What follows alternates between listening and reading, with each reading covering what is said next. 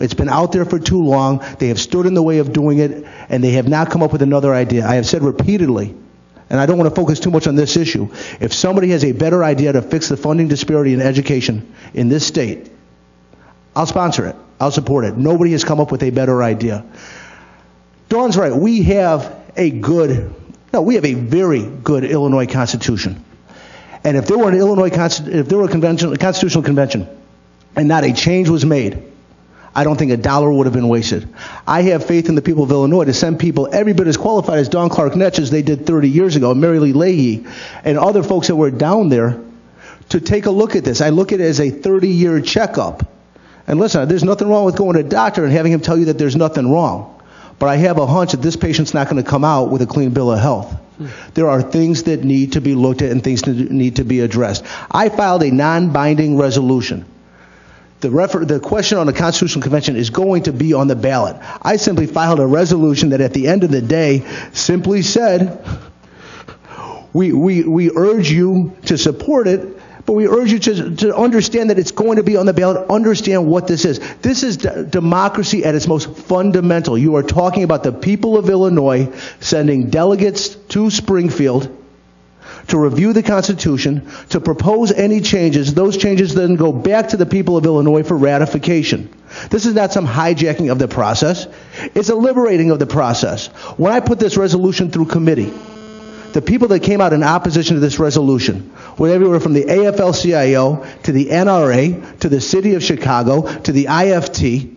So you had folks from the left, from the right, and you've got to ask yourselves, how can people across the spectrum be opposed to a constitutional convention? Nancy Kazak talked about the political mischief and turmoil. Well, it's the political mischief and turmoil that a lot of these groups revel in. They know how to work the process in Springfield. They know how to work within the legislative construct. What scares the hell out of them is having an open process where they have people that aren't worried about getting reelected, that aren't worried about campaign contributions, that aren't worried about poll numbers, to take a look at, are we doing the right thing? Those are people that can make the tough decisions. Not somebody that's worried about who their next opponent's going to be. Not somebody that's worried about a newspaper editorial. Somebody that can go down to Springfield as a representative of the people that sent them there and say, we have some tough decisions to make. Maybe those tough decisions involving nothing getting done. As I said, I don't think that'll be the case. I think we need to look at some very fundamental issues plaguing Illinois right now. I sat for 6 hours yesterday through a gaming committee hearing.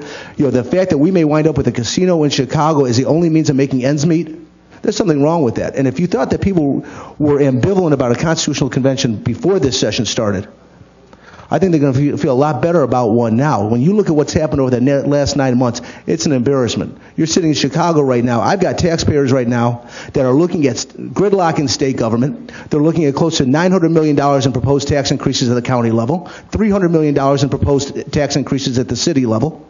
We've got a mass transit system that's on the verge of being shut down. We have people that are being forced out of their homes, who own their homes free and clear but can't afford their property taxes. I don't care how much you dress up the state or the city. I don't care how many contracts get let, how many campaign contributions get donated. We are failing property owners. We're failing students. We're failing local businesses. Something isn't working. I can't sit here and tell you that I have all the answers. I can tell you what a lot of the problems are. And I can tell you in the short time that I've been there relatively, the state was founded in what, Pat, 1818? We've gone almost 200 years, and we've managed to run just fine. Over the last few years, we've had 2 of the longest sessions in history, and things are getting worse, not better. I don't see how things are going to get better over the next 3 years, and I don't know a constitutional convention is going to change that overnight, but we really need to wake up and take a look. Now, fundamentally, we could say if we started paying more attention to who we elected into every office, from the very top to the very bottom, a lot of these problems would be averted. But the political system is what the political system is. But what a constitutional convention does is give you the opportunity to open that window up. The people that are going to oppose this, and with all due respect to Dawn, to Nancy, to a number of people that I know that have opposition to this proposal, the majority of the opposition I've heard so far has been rooted in fear-mongering, saying we don't know what they'll do, therefore it's going to be bad.